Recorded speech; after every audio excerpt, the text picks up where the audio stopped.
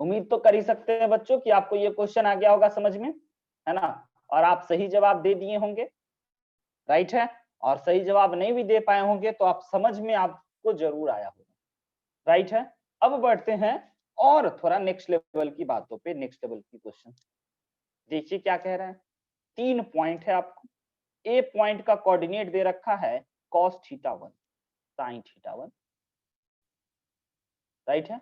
B point का coordinate दे रखा है cos θ2 sin θ2, और सी पॉइंट का कोऑर्डिनेट है cos θ3 sin θ3।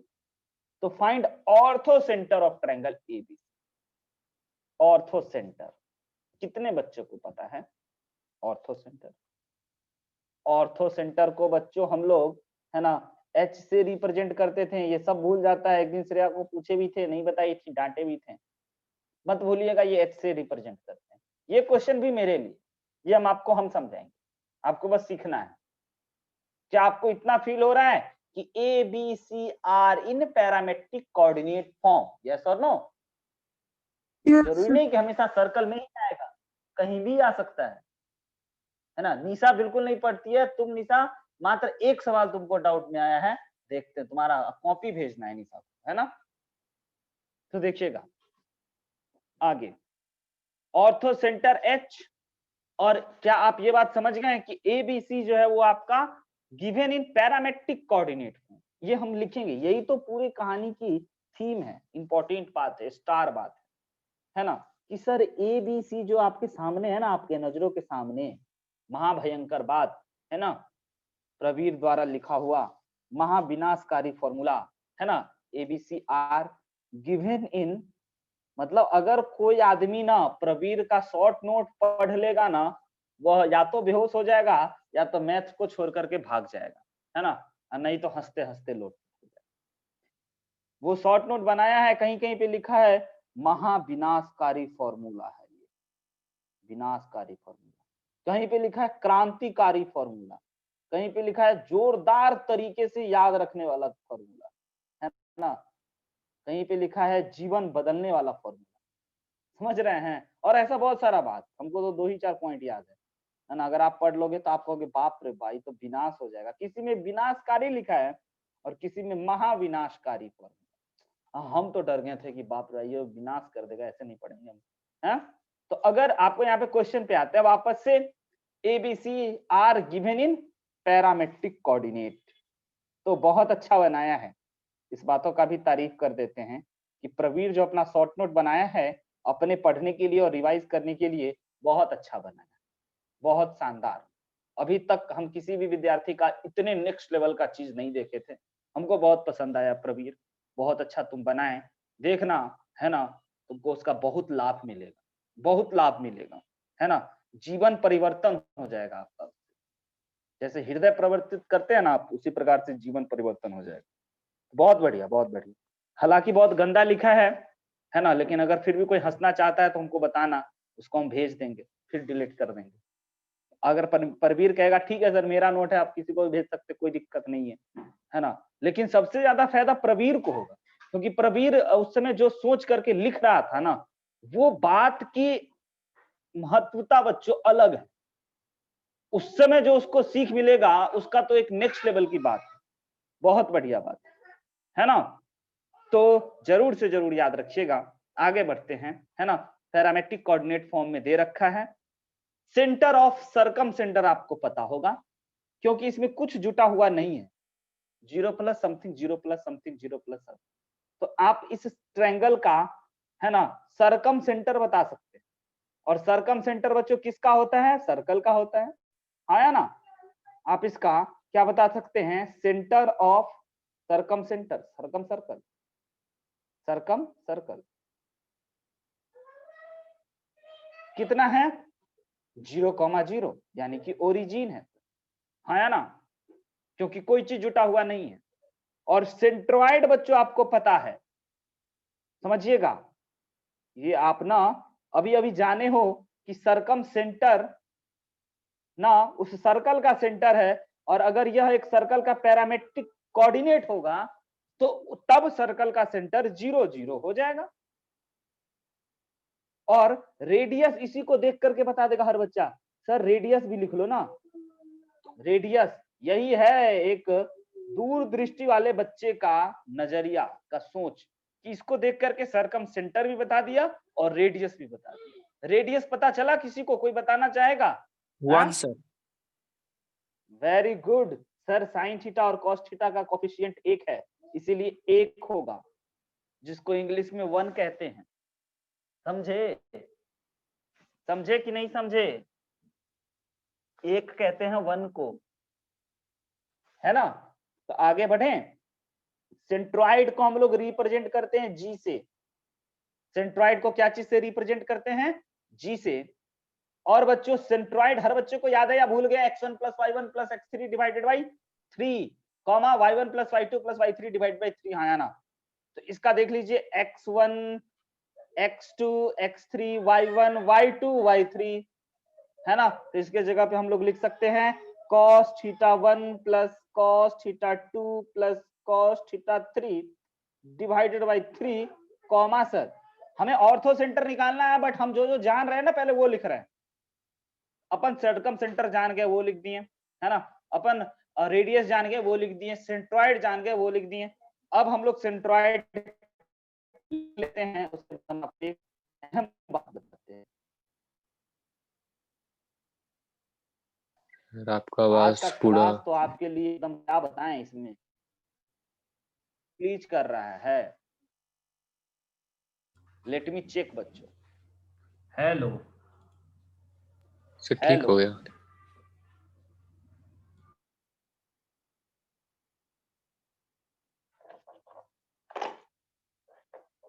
सर जब आप पेज बड़ा करते हैं तब सर आवाज थोड़ा घबरा जाता है।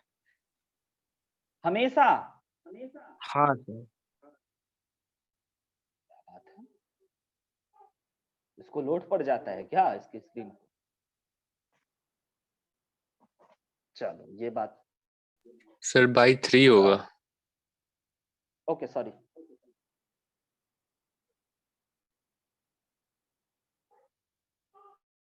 ठीक, हम आपको टाइम दिए हुए, क्या आप कुछ बोलो, सोचो। सर आपने ऑर्थो सेंटर निकालना था, आपने सरकम सेंटर और सेंट्रॉइड निकाल। शशांक, क्या कोई बच्चा हमें बताएगा कि ऑर्थो सेंटर और सरकम सेंटर और सेंट्रॉइड में कुछ रिलेशन होता है बच्चों? किसी को कुछ पता है?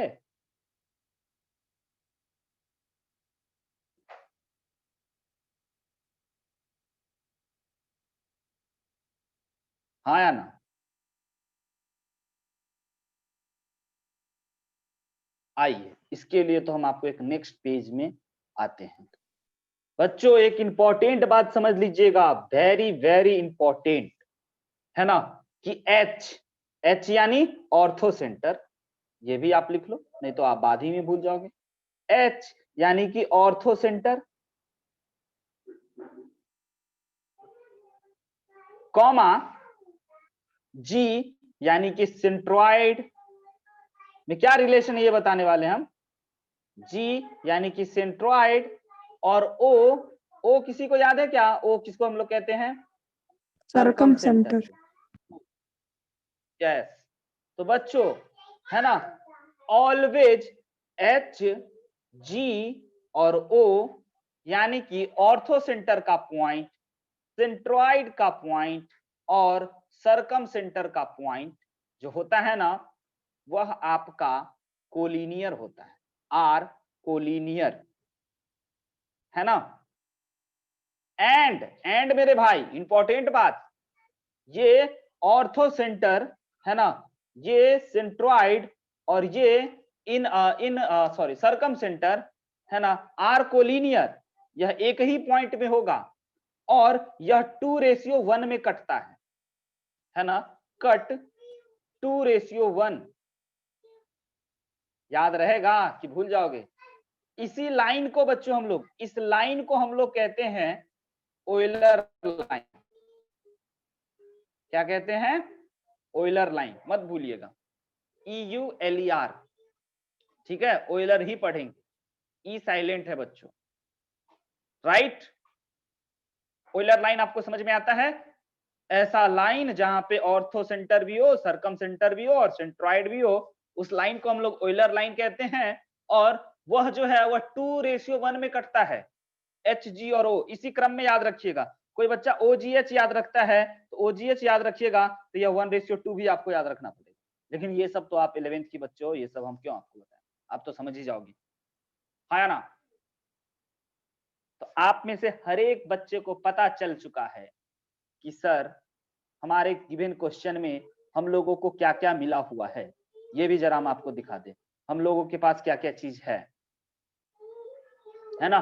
हम लोगों के पास सर आप अभी अभी बताए हैं H, G और O ये कोलिनियर होगा, है ना। और इसको यह 2:1 में कट मारेगा। सर ये हमें पता है 0,0 है ना। सर हमें G का कोऑर्डिनेट पता है, वही cos θ1 cos θ2 cos θ3 वाला, है ना। और ये हमें सर ऑर्थो सेंटर ये निकालना है, तो इस पॉइंट का कोऑर्डिनेट H, K मान लेते हैं, एज्यूम कर लेते हैं, इसको हम लोग एज्यूम कर लें, राइट है। तो अब आपको पता चला कि हम लोग सिंपल सेक्शन फॉर्मूला लगाएंगे और क्वेश्चन को बना देंगे, हाँ या ना। सिंपल सेक्शन फॉर्मूला लगा दें कि आप लगा लोगे। ये G पॉइंट का कोऑर्डिनेट के बराबर हम लोग लिख सकते हैं cos θ1 plus cos θ2 plus cos θ3 divided by 3 is equal to, है ना, mx1 याद आया, mx2, है ना, ऐसे कुछ, है ना। सबका नजर दूसरे के घर पे वाला फॉर्मूला, सबका नजर दूसरे के घर पे रहता है। तो x कोऑर्डिनेट को ऐसे लिख सकते हैं ना शशांक, और y कोऑर्डिनेट को आप लोग लिख लोगे ना, sin θ1 plus sin θ2 plus sin θ3, है ना, अपॉन 3 बराबर हो जाएगा सर किसके, दूसरा के घर पे नजर वाला फॉर्मूला, है ना। क्या नाम दे दिया मैं, 0 into H plus 0 into H, समझ में आ रहा है, 0 into H 0 into sorry 2 into 0 plus 1 into के डिवाइडेड बाई 2 प्लस 1 3। अब आपको पता चला ये 3 से 3 कैंसिल, 3 से 3 कैंसिल, तो आपके पास यहाँ h ही है, तो h is equal to cos θ1 plus cos θ2 plus cos θ3, ये आपको h का पॉइंट मिल गया।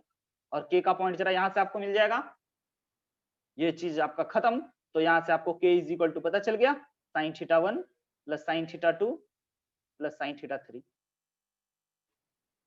तो h के आपको पता चल गया, ये h और ये k, यही पॉइंट है बच्चों आपका ऑर्थो सेंटर, समझे ना। ऑर्थो सेंटर इंपॉर्टेंट पॉइंट निकला, बहुत बढ़िया पॉइंट निकला, है ना, और बड़ा मेहनत से निकला, एक छोटी सी सीख भी मिला।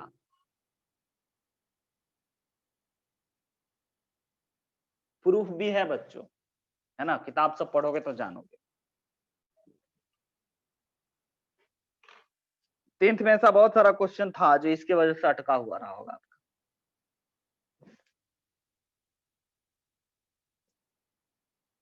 चलिए आगे बढ़ते हैं, इसको नोट कर लिए, अगर किसी को नहीं समझ में आया तो प्लीज हम एक बार फिर से बता देंगे आपको, अपने को कोई दिक्कत नहीं है।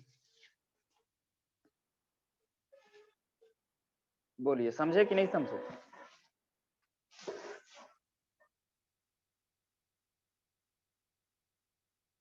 Yes sir. एकदम गंभीर हो गया सेक्शन पढ़ते पढ़ते, आंख दर्द करने लगा क्या। ना सर। चलो बहुत बढ़िया।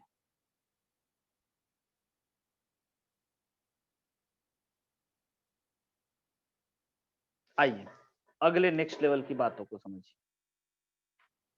पढ़िए क्या कह रहे हैं। 4l square minus 5m square, है ना, plus 6l plus 1 is equal to 0, then such that line lx plus my plus 1 equal to 0 touches a fixed circle, find center and radius of circle.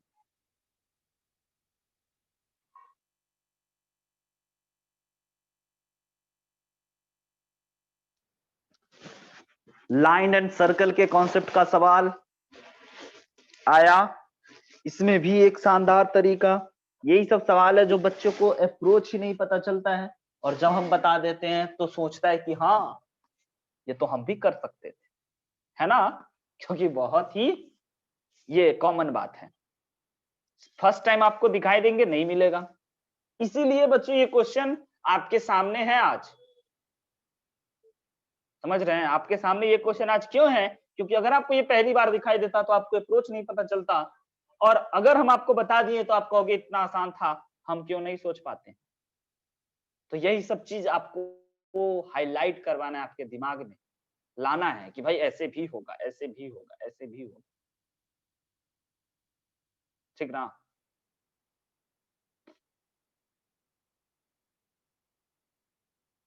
आइए idea दें, ध्यान से समझना, सुनना, गौर फरमाना।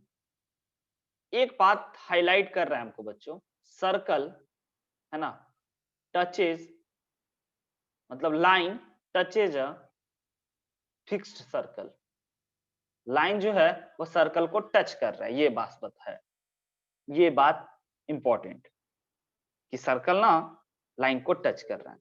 तो circle line को टच करता है, इसका मतलब टेंजेंट होगा, इसका मतलब परपेंडिकुलर डिस्टेंस रेडियस के बराबर होगा, हाँ या ना। Perpendicular Yes, sir. Distance radius के बराबर होगा। अगर एक सर्कल जैसे ही एक लाइन को टच करे, है ना, कौन कौन आदमी को घूमना बहुत पसंद है, जो भर दिन इधर से उधर घूमता रहता है, वह कौन है, कौन है, कौन कौन कौन है ना, वह प्रवीर है। नहीं, प्रवीर नहीं घूमता है, अंकित है, अंकित बहुत घूमता रहता है, एक दिन हम इसको देखे थे घूमते हुए, है ना। चलो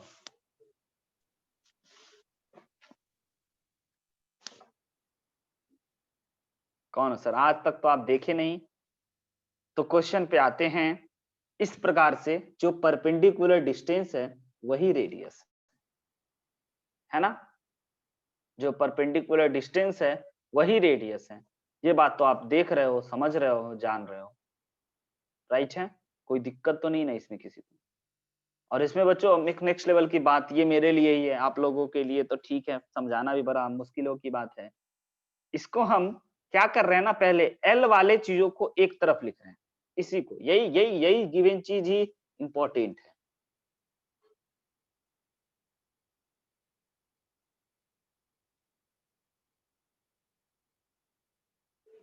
राइट है, ये इंपॉर्टेंट है।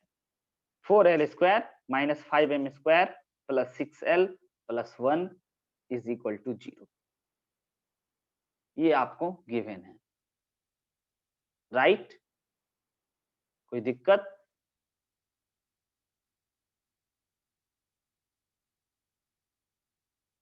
अब इसमें आप क्या करो, एल वाले चीजों को एक तरफ और एम वाले चीजों को एक तरफ कर दिए, है ना बच्चों, समझ रहे हो। अब आपको कंप्लीटिंग स्क्वायर करना चाहिए, होल स्क्वायर करना चाहिए, है ना, इसका हमें होल स्क्वायर बनाना है। इसका अगर हमें होल स्क्वायर बनाना है तो यहाँ पे हमारा जो है ना, और बड़ी खास बात है ये, तो मतलब गंभीर है, हम क्या बताएं आपको, चलो वो भी बताते हैं।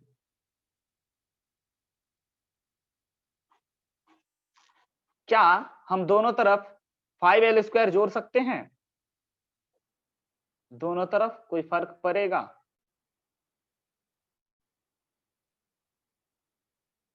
कोई फर्क नहीं, फायदा हो गया एक, क्या हो गया सर, ये 9l² हो गया और ये 6l हो गया, प्लस का 1 इज इक्वल टू 5 ब्रैकेट में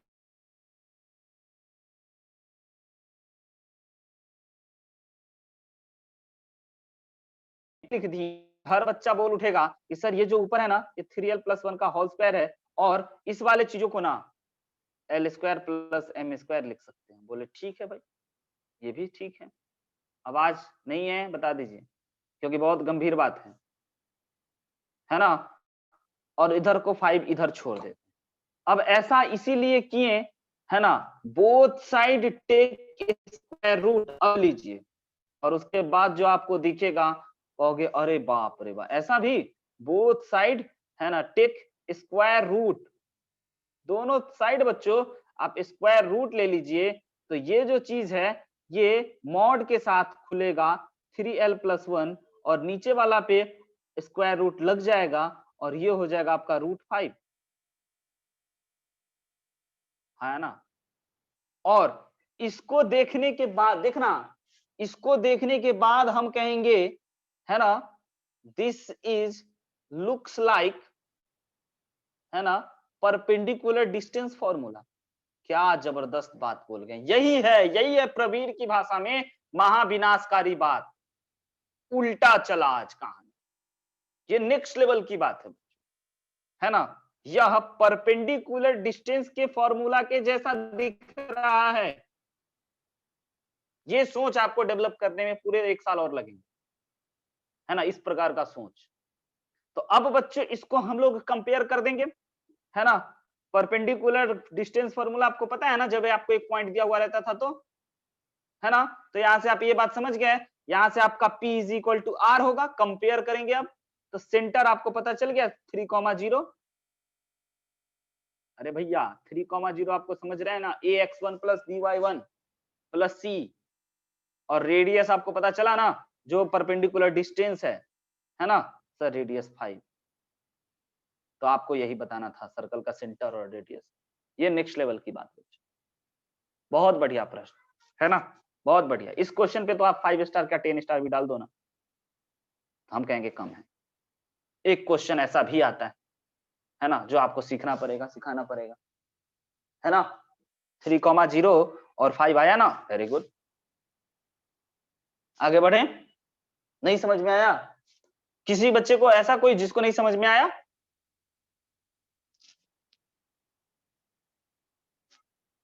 कि कैसे हमारा सेंटर 0, हो गया, मतलब 3,0 को बोल दिए सर, है ना, और रेडियस आप 5 बोल दिए, √5। इसको देखते ही आपके दिमाग में तूफान उठा या आंधी आया, है ना, या फिर ज्वालामुखी फट गया सर या भूकंप आया? हाँ सर, ये Lx + My + 1 = 0 का क्या काम? Lx + My + 1 ये एक लाइन है ना। अच्छा। Lx + My + 1 = 0 एक लाइन था, तभी तो आप इस लाइन में है ना पॉइंट रखे थे। Yes sir. 3l है ना, और 3l1 समझ रहे हैं ना, मतलब lx1 my1 की जगह पे आप 0 रखे, तभी तो आपको ये आया यस सर। फॉर्मूला। उल्टा। हम आपको गजब उल्टा का नाम आता है। ये क्वेश्चन तो आपको मतलब 3 दिनों में समझ में आ जाए तो बहुत बड़ी बात है, नहीं भी समझ में आए तो चिंता मत कीजिएगा, नेक्स्ट लेवल की बात हम बताएं, है ना। तो बस आज हम लोग इतना ही रखते हैं बच्चों। अगले दिन हम आपको पढ़ाएंगे lines and angle second approach. Lines and circle, naught angle, sorry क्षमा प्रार्थी हैं। लाइंस एंड सर्कल हम आपको पढ़ा चुके हैं फर्स्ट अप्रोच से। वो अप्रोच आपको हम पढ़ाए थे, याद होगा आपको सबको, ये और ये किए थे। एक और अप्रोच है, उस अप्रोच को हम लोग अगले क्लास में डिस्कस करेंगे। तब तक वही पुरानी बात, हंसते मुस्कुराते और सवाल बनाइए, है ना। ये जो सवाल हमें भी आपको डिस्कस किए हैं, ये सीट में होगा, जो भेजेंगे उसमें होगा, पक्का होगा। हर जगह आपको दिखाई देगा, जेई के प्रीवियस ईयर में दिखाई देगा, जेई के इंपॉर्टेंट क्वेश्चन में दिखाई देगा, सैंपल पेपर में दिखाई देगा, मॉडल पेपर में दिखाई देगा, एडवांस में। यही सब कुछ बात है जो हर जगह दिखाई देता है, और आपको ज्यादा है पता होना चाहिए कि सर क्वेश्चन तो एक तो ऐसा होता है जो हमको याद रखना हो। इस क्वेश्चन के तरीकों को मत भूलिएगा, इसीलिए हम इसको डिस्कस करना उचित समझे और आप लोगों को बताना उचित समझे, है ना। बाकी आपकी मर्जी, अगर आप इसको याद रखते हो तो भी अच्छी बात, नहीं याद रखते हो तो कोई बात नहीं। बाय बाय बच्चों, गुड नाइट, टेक केयर।